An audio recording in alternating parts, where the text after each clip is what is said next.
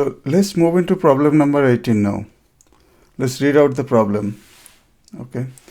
So problem saying starting from top of the triangle, for example this triangle, and moving to the adjacent number below, find the maximum total from top to the bottom.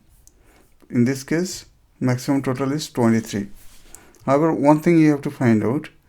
So you have to find out the maximum total by moving any adjacent number. It doesn't mean that you just only look into the two adjacent number below one number and find out which one is the maximum and then move on. That cannot guarantee the maximum total top to bottom. Okay, in this case that will work, but for this case, let's say you just selected from 70 out of 75 and 94, you selected 5, then you selected 47, then you selected 87. If you move this way, there's no guarantee that that route will give you the maximum path, because in this route there could be another route where there are more numbers or higher numbers in somewhere else. Let's say if you took this path, you're moving around this, there could be some other combination of number around this which is giving you maximum. So therefore, just by moving the adjacent number and moving to the maximum of the two adjacent numbers will not be enough for you. So you have to try all possible routes and then find out. So in this case, what we'll try to find out all possible combination of routes and then take the sum and then consider the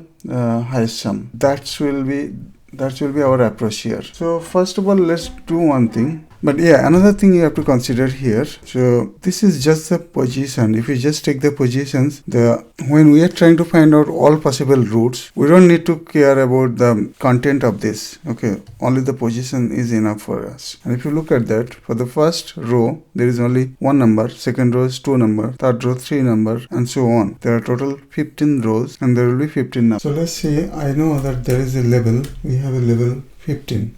Okay.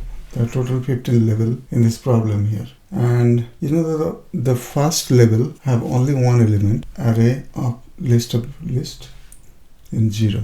Okay, then what I want to do is I want to create a loop for I in range L, and I don't want to start from 0, I want to start from 1, because this is how we go through each level. Then for each level I create a new path. Okay, so my new path, I will start with an empty string. Then I create another loop for j in range level. So this is basically j is consider j as a child element of I. Okay, so I is the level. So in this case, now here again, I want to basically consider all the available paths so far. So I want to look for every path and find out if there's a parent. Okay, so basically what do you mean by this? I'll create another loop, path in paths. Okay, so one thing we'll have to consider here, let's say we have an element like this. I have element 2, and let's say I have its child as 3 and 4. Now I want to find out what is the parent, what could be the parent of it. Okay, let's say there is another element here, let's say 5, and let's say I have another element 7. Now let's say I am in this element. I know this element 4 can have two parents. Okay, one parent is 2, another parent is 5. So which means every child element can have up to 2 parents. However, if you look at this number 3, it will have only one parent, that is 2. Similarly, for 7, it will have only one parent, that is 5. Okay, so that's why we need to look for both the parents. If that's available, we'll mark them as a parent. So how do we do that? So we'll check. So basically, so far our level is I. Okay, let's say I'm in level 2, and then that means my current path will be something like that. It will be like 0, 1. So it will have 2 elements so far. Okay, and so I want to find out whatever be the path. Let's say I have 0, 3, 2. This is one of the path, and if I take the last element of this path, this is 2, and that should be the parent.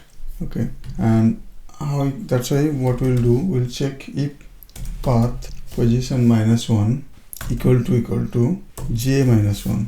So this j -1, basically that's what I said, if it is the current position in our previous example here. Okay, in this example for 4 position of 4 is 0, 1. Okay, and if you look at one of the parent is 2, that is actually in 0th position. That means if this is j is equal to 1, then j minus 1 becomes 0 and j becomes this 5, 1. So that means its parents could be either j minus 1 or j. Okay, so that's what we're trying to do here.